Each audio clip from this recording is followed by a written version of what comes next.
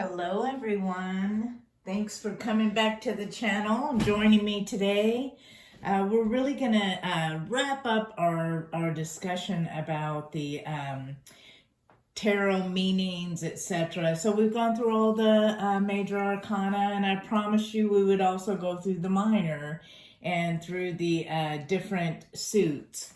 So let's kind of start there and talk about the different suits of the tarot. It's kind of like the diamond, spade, club, heart of the playing cards. So we have the four different suits here, and I pulled out just the court cards, which are the page, the knights, the queens, and the kings, just to represent. So for the pentacles, I pulled the page of pentacles, and the pentacles, they represent your finance, your work, your material possessions. The pentacle cards usually appear in readings about career and financial wealth. Their meanings cover material aspects of work, including business, trade, property, money, and other material possessions. The most positive aspect of the pentacles is it's strong manifestation, realization, proof, and prosperity. So really gets to that security of your life, gives you that strong foundation. The negative aspects of the pentacle suits includes being possessive, greedy, overly materialistic, overly indulgent, not exercising, not effectively managing one's finances, and being overly focused on career to the detriments of your other life priorities. So the career will take priority over your family, etc.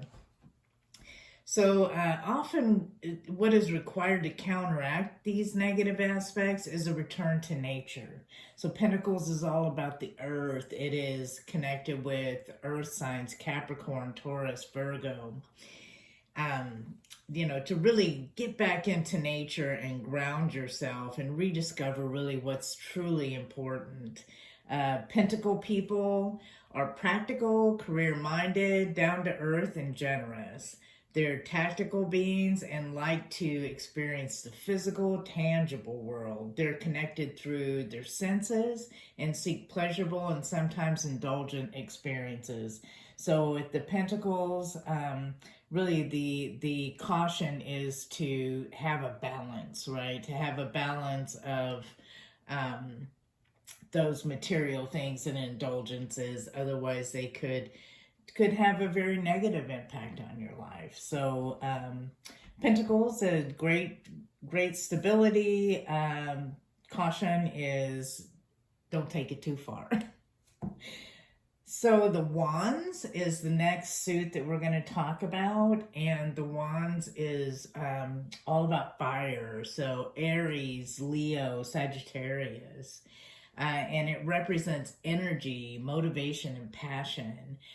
The Wands cards often appear in readings about life purpose, spirituality, and new ideas. The meanings of the Wands cards deal with the spiritual level of consciousness and mirror what's important to you to the core of your being. They address what makes you tick, your personality, ego, enthusiasm, self-concept, personal energy, both internal and external. The negative aspects of this suit include illusion, egotistical behavior, impulsiveness, a lack of direction or purpose, or feeling meaningless. So really can go from over-optimistic to a level of unhealthy depression. They often represent the fire signs, as we talked about, and when you see a court card in a tarot reading, which we're going to talk a little bit about that too, which is the page, the knight, the queen, and the king, it usually relates to a fire sign. And just overall, the Wands energy is energetic, charismatic, warm, and spiritual. So the Wands suit is really the most charismatic, and also can kind of delve into disillusionment if you're not careful. So the next suit we're going to talk about is the suit of Cups, which is water signs. So Pisces, Scorpio, Cancer, more emotional, more in touch spiritually. So the cups really represent feelings, emotion, intuition, creativity. It's really the bottom line. It's the emotional element. Cups usually end up in or appear in readings about relationships and your emotional connection to yourself and others. The suit of cups, they deal, like I said, with emotional levels of consciousness. So things that you're more aware of in your conscious, and are associated with love, feelings, relationships, and connection. So very strong suit. So the water is fluid, agile, and in flow, but it's also very powerful and formative. It can be soft and gentle, like waves lapping against the sandy shore, or it can be powerful and even forceful, like a raging river. The element of water is symbolic of fluidity, feelings, emotions, intuition, relationship, healing, cleansing. It's a very feminine element and represents the subtle power that often resides within women. It's receptive, adaptable, purifying, and flowing. So very strong energy there as well.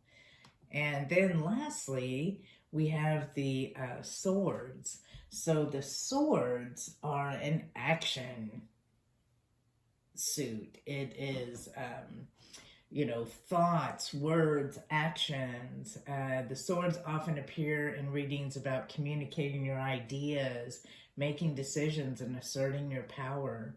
The suit of swords deal with the mental level of consciousness that is centered around the mind and the intellect. Swords mirror the quality of mind present in our thoughts, attitudes, and beliefs.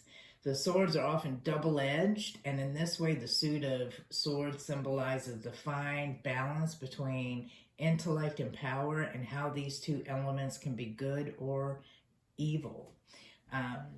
So as such, the swords need to be balanced by spirit, which is the wands, and feeling, which is the cups, to have the most positive effect. The suit of swords is associated with the element of air. So we have Gemini, Libra, Aquarius. Air is intangible and unseen, but also in constant movement. Air can be still and mostly unnoticed to become a breeze or a fierce wind. Anybody who's been in a hurricane knows that combination of air and water. It is powerful yet refreshing and cleansing. Symbolically, the air element relates to knowledge, action, power, and change. It's a masculine energy that can be led by force and power, even though it remains unseen. So those are the basic meanings of the different suits. And next, I'm going to talk about the court cards and the minor arcana and give a high-level overview of those. But I hope you enjoyed the discussion about the suits. Would love to hear your comments. Anything you may want to add would be great. And we will talk to you in just a bit. Thank you.